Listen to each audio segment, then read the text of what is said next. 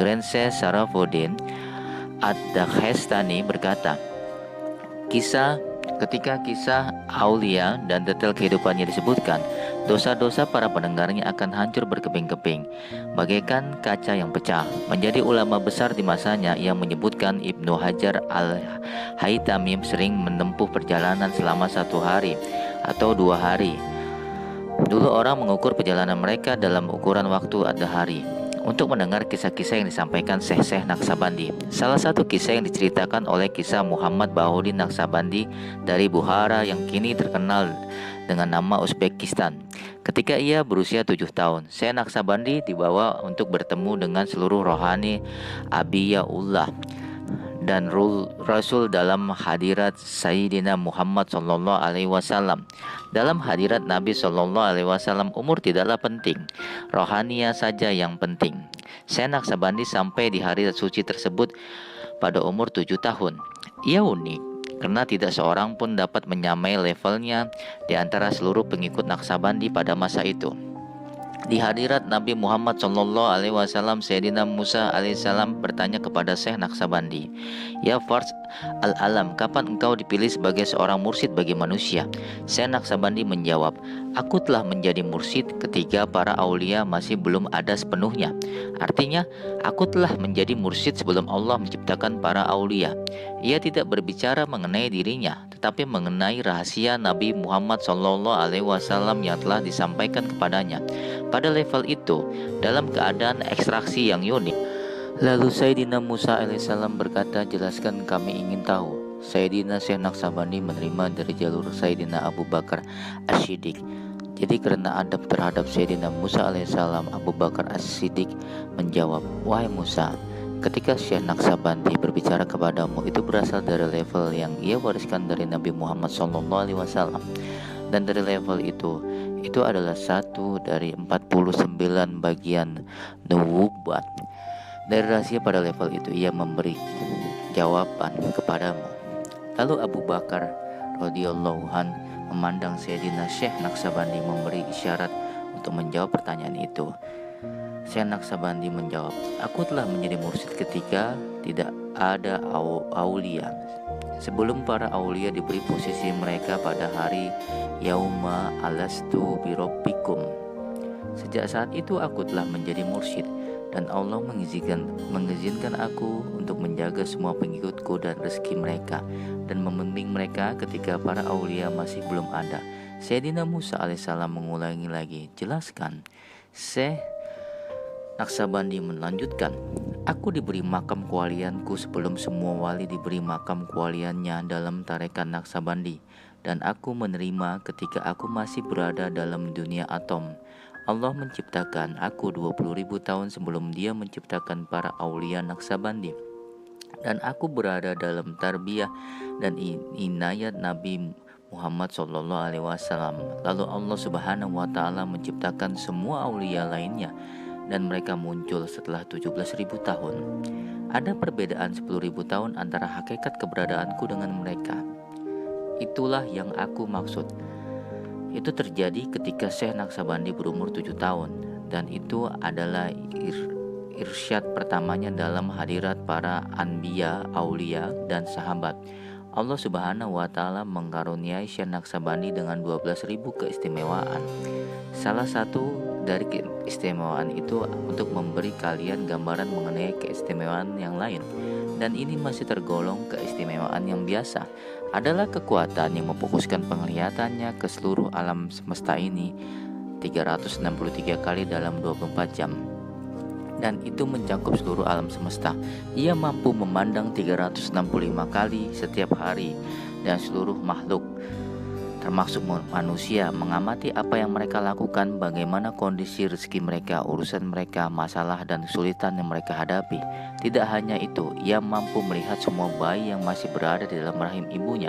Itu adalah salah satu keistimewaan dasar yang ia miliki. Pada kesempatan kunjungan pertamanya itu, ia berdoa, "Ya Rabbi, jangan biarkan orang yang menjadikan aku sebagai mursyidnya dan orang-orang datang setelah aku atau sebelum aku hidup tanpa mendapat dukunganmu." Seluruh malaikat langit berkata, "Amin." Grand Syekh berkata bahwa berkah dari doa itu muncul 4 kali dalam setahun. Dari perlindungan dikirimkan para pengikut Syekh Naksabandi 4 kali dalam setahun. Pada tanggal 14 Muharram, hari kelahiran Syekh Naksabandi, hari pertama bulan Ramadan, hari ke-15 Ramadan. Dan pada Lailatul Qadar, pada hari-hari istimewa ini, Allah mengirimkan perlindungan khusus kepada para pengikut Syekh Naksabandi. Siapapun yang masuk dalam tarekat Naksabandi, ia akan dilindungi dari segala penjuru. Ketika Allah Subhanahu wa Ta'ala menciptakan aulia 17.000 tahun kemudian, 10.000 tahun penciptaan Syekh Naksabandi, mereka datang ke alam inti, berbicara inti dari Syekh Naksabandi dan meminta Nabi Muhammad SAW agar mereka diterima dalam tarekat Naksabandi. Ia menerima 7.007 di antara mereka yang menjadi wali, dan masing-masing diberi 12.000 ilmu dari setiap huruf Al-Quran yang mereka baca. Syekh Naksabandi mencari perbedaan ini demi Nabi Muhammad SAW, dan ketika ia memintanya, Nabi Muhammad SAW memandangnya dan mengangkatnya untuk setiap huruf Al-Quran dikalikan dengan 12.000 ilmu yang diberikan pada setiap huruf pada aulia ini. Kita katakan bahwa 70.000 hijab kegelapan antara kita dan hadirat Nabi Muhammad SAW. Semakin dekat kepada Nabi Muhammad SAW, hijab terakhir membuat kalian merasa sangat jauh dari hakikat Nabi Muhammad SAW. Karena untuk mendekati hadirat Nabi Muhammad SAW, isi kalian akan membuat kalian merasa lebih jauh darinya. Dari makom itu, Syekh Naksabandi mengungkapkan, ketika aulia menghancurkan hijab-hijab itu dan mendekati hadirat Nabi Muhammad SAW, ada 700.000 hijab lagi yang harus dilewati untuk mencapai inti dari hadirat Nabi Muhammad SAW. Dan aku telah sampai di tempat yang belum pernah dicapai oleh seorang pun sebelumnya. Itu serupa dengan kisah Sayyidina Bashid al-Bashami. Ketika ia dilempari batu disiksa oleh sukunya, ia pergi menaiki sebuah kapal dan berdoa, "Ya Robbi, bawalah aku ke tempat yang membuatku bahagia." Kemudian kapal itu mulai menghadapi gelombang besar. Kapten kapal berkata, "Pasti ada seorang pendosa besar yang menyebabkan bencana ini." Sayyidina Bashid al-Bashami berkata, "Akulah pendosa itu, lemparlah aku ke dalam samudra." Ia bicara kepada dirinya sendiri, "Aku akan masuk ke dalam samudra dan aku akan mencari hadirat Allah Subhanahu wa Ta'ala."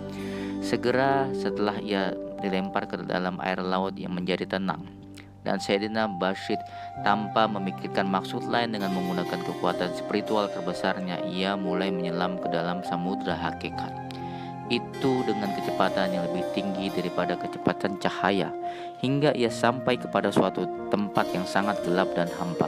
Di sana ia mendengar sebuah suara yang digambarkan oleh Grand Syekh sebagai Sayyidina Bashir dikaruniai kekuatan spiritual yang luar biasa, serupa dengan yang dimiliki oleh Syekh Naksabandi, dan dengan kekuatan itu ia berusaha untuk menghitung jumlah orang di tempat yang mengucapkan kata hu. Walaupun ia sudah menggunakan semua kekuatannya, ia masih belum bisa menghitungnya. Grand Syekh mengatakan bahwa Sayyidina Bayazid kemudian menyadari bahwa itu adalah hadirat yang tidak bisa dicapainya, dan ia mengetahui bahwa itu adalah Syekh Naksabandi dan para pengikutnya yang mengucapkan hu. Meskipun Syekh Naksabandi muncul berabad-abad setelah Sayyidina Bayazid al-Bastami, tetap saja ia sampai pada hadirat spiritual Syekh Naksabandi dan murid-muridnya itu. Dan Syekh Bayazid al-Bastami menjadi khawatir. Ia mengantisipasi kemudian Syekh Naksabandi akan bertanya, "Mengapa engkau berada di sini?" Lalu kemudian mengusirnya. Karena aulia menjaga murid-murid mereka dan tidak ingin wali lain melanggar teritorianya.